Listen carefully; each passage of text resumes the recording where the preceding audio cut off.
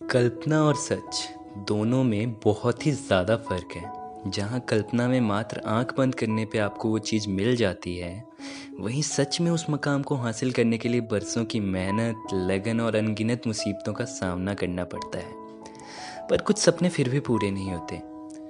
आज की जो कहानी है तो वो मेरी कल्पना ही, पर ये कल्पना काफ़ी हद तक आज की सच्चाई भी है।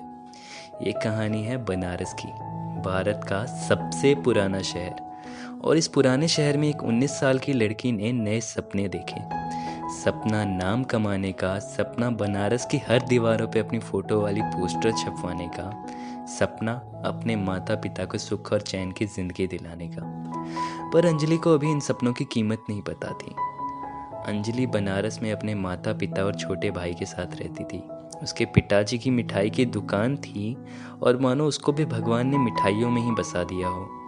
वैसी ही सुंदर। उससे कोई बचपन में देखता तो लोग उसे छोटी माधुरी कह के पुकारते थे, और ये नाम उसके दिलो दिमाग में कुछ इस तरह बैठ गया था कि उसे भी अब अभिनेत्री ही बनना था।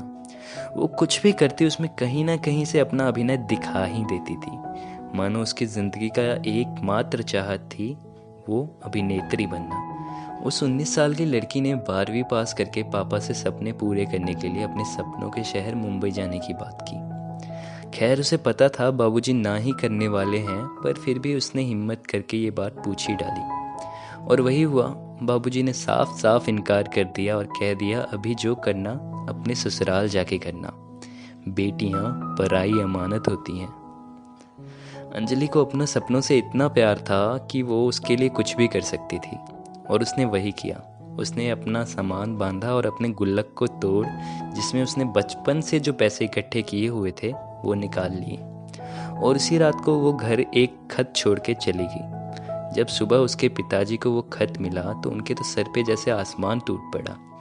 उनके घर की इज्जत ना उछले, ये सोच उन्होंने इस बात को दबा दी और लोगों के पूछने पे ये बताते थे कि उनकी बेटी पढ़ने के लिए बाहर गई है। जब अंजलि ने माया नगरी मुंबई में कदम रखा, वो वहाँ की रौनक, बड़ी बड़ी इमारतें देख बहुत खुश हुई, और उसे लग रहा था अब उसका सपना बस कुछ ही दूर है। रास्ते में फुटपाथ पे एक बूढ़ा आदमी मिला उसे। उसने उसको कुछ रुपए देकर उसको शुभकामनाएं देने को कहा, और फिर वो उस जगमगाती मुंबई से दूर एक बस्ती में आ गई और एक छोटा सा घर किराए पे ले लिया। उसे एक पिज़्ज़ा शॉप पे वेटर का भी काम मिल गया था। उसने डेली फिल्मों के ऑडिशंस में जाना शुरू किया, पर हर बार उसे नाकामयाबी ही मिल रही थी।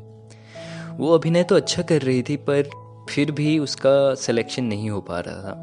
शायद इस बॉलीवुड की दुनिया में अच्छे कलाकारों की जगह ही नहीं थी। इतने सारे ऑडिशंस में नाकामयाबी मिलने के बाद उससे मालूम हो गया था कि ये ऑडिशन सिर्फ एंट्री फीस के पैसों के लिए रखे जाते हैं। पर उसका हौसला दृढ़ था, वो फिर भी कोशिश करती रही। पर उसके अरमान उसे तब काफ़ी धुंधले दिखे जब उसे उस वेटर की भी नौकरी से निकाल दिया गया। पैसे पूरे ना कर पाने के कारण उसे किराए पे लिया मकान भी छोड़ना पड़ा। वो मुंबई की सड़कों पे आ गई थी।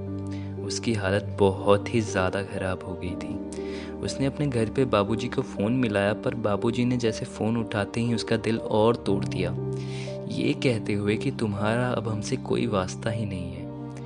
ये सब सुन के वो टूट गई थी और वहीं फुटपाथ पे रोने लगी। तभी वहाँ एक बड़ी गाड़ी आकर रुकी और एक लगभग 50 साल का आदमी बाहर निकल के आया।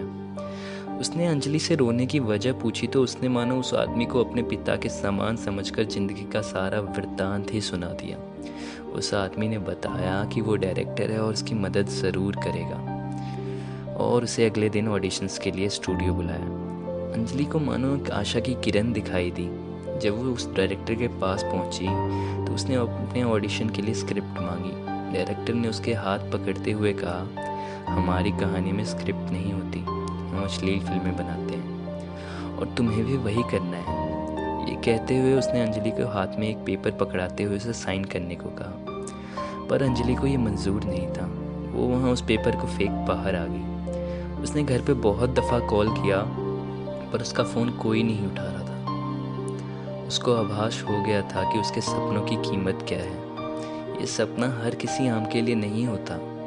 वो भूखी प्यासी उसने उसी फुटपाथ पे अपने प्राण त्याग दिए जहाँ उसने मुंबई कदम रखने पर एक बेसहारे की मदद की थी।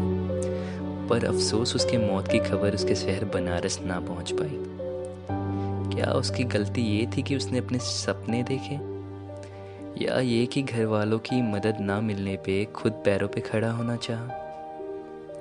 मैं बस अपने कुछ शब्दों को दोबारा दोहराना चाहूँगा। ये कहानी जितनी काल्पनिक है उतनी ही सच्चाई भी।